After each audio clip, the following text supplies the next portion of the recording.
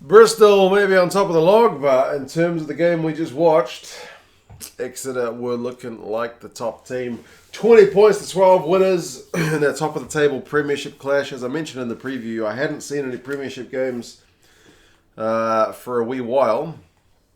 And looking at the log, it looked like maybe Bristol were a decent shout, but man, Exeter were back on form. Annoyingly, and I only have myself to blame, I watched the second half first and then had to go and rewatch the first half because I got up late. By the time I got out of bed at 7 o'clock in the morning here, it was already half time. So, I saw the second half and then went back and watched the first, knowing the result. Obviously, the first half was actually, I don't know, more that kind of clash of the Titans stuff that I think you were looking for, and the second half was kind of Exeter just kind of slowly strangling the life out of Bristol and closing the game down. That was my thoughts anyway. But anyway, we'll go through some of the key events, stats, and you guys can let me know your thoughts on your viewing of the game as well. If I start with the first half, it seemed actually pretty tentative, eh?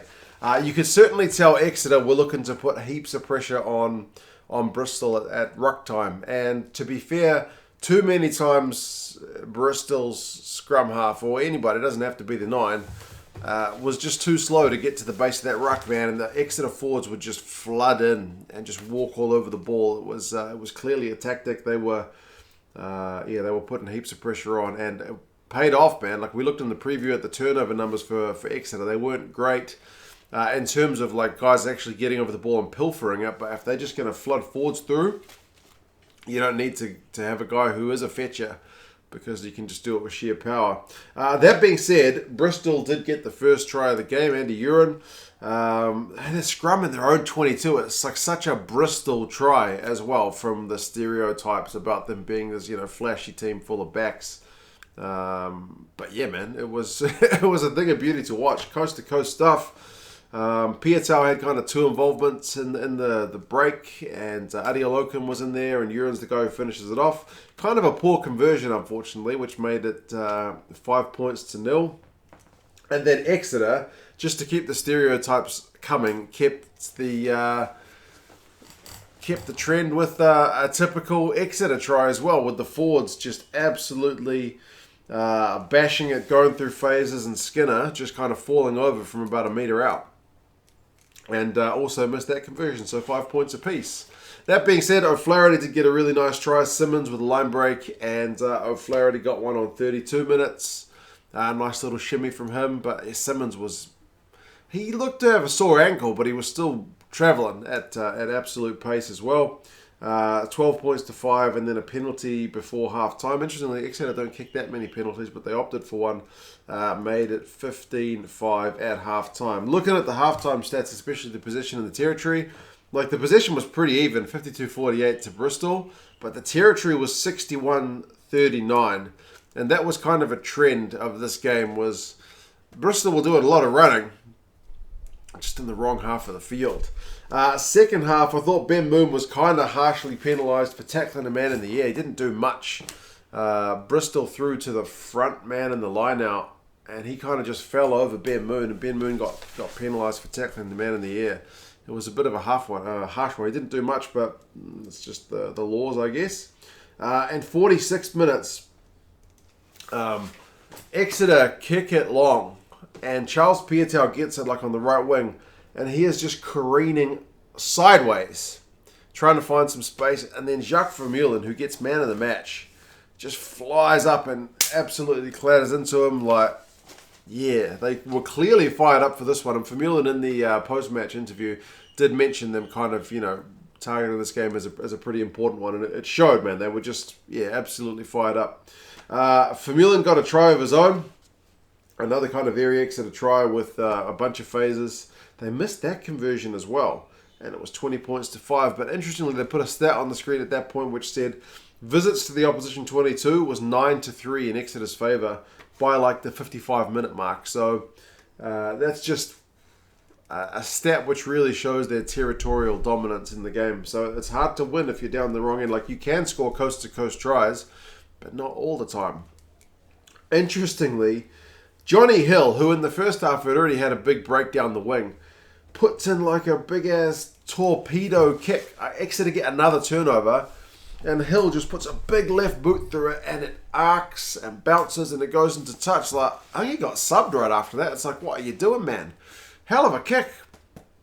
Does he know he's a lock, not a winger? I don't know.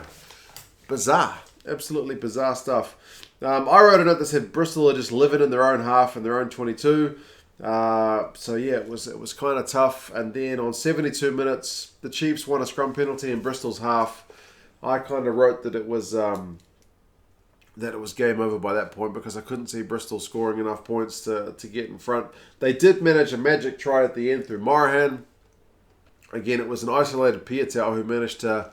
He kind of did a fake offload. He pumped to pass, and the Exeter guy jumped in his way, but he held it. And then once the guy had gone out of his way, then threw the offload to Morahan. It goes over for a try, but they were made to work for it, man. 20 points to 12. Good conversion, but still, you're 2 scores away, and there's only 2 minutes left, so it was never going to happen. But I guess good consolation try for them. Final stats finish. Run meters 516 to 407. So like I mentioned, Bristol were full of running, just not in the right half of the field. The possession is still 52-48 at full time, but the territory is 62-38 to Exeter. So they were just quite comfortable to control the game, back their defence to control what Bristol were throwing at them. Like, sure enough, they did score a couple of magic tries, but yeah, still pretty comfortable, I thought. Clean breaks were 7-5 to Bristol, but defenders beaten 21-15 to Exeter. Lineouts 100% for Exeter, 81% for Bristol. So Exeter just really looking like a champion team. Tackling percentage 89 for Bristol is very good, 92 for Exeter. Just every element, they were just a bit too good. Individuals, O'Connor actually made 97 run meters, 2 clean breaks and 3 defenders beaten, which is a good shift, but again, probably largely in his own half. Mellons had 21 out of 23 tackles, which is a stupid number for a guy with a 10 jersey on his back. For Mullen, man of the match, like I mentioned. Sam Simmons, 62 run meters, 2 clean breaks and 3 defenders beaten for him. Gatlin was in the crowd. He's certainly showing him something as well.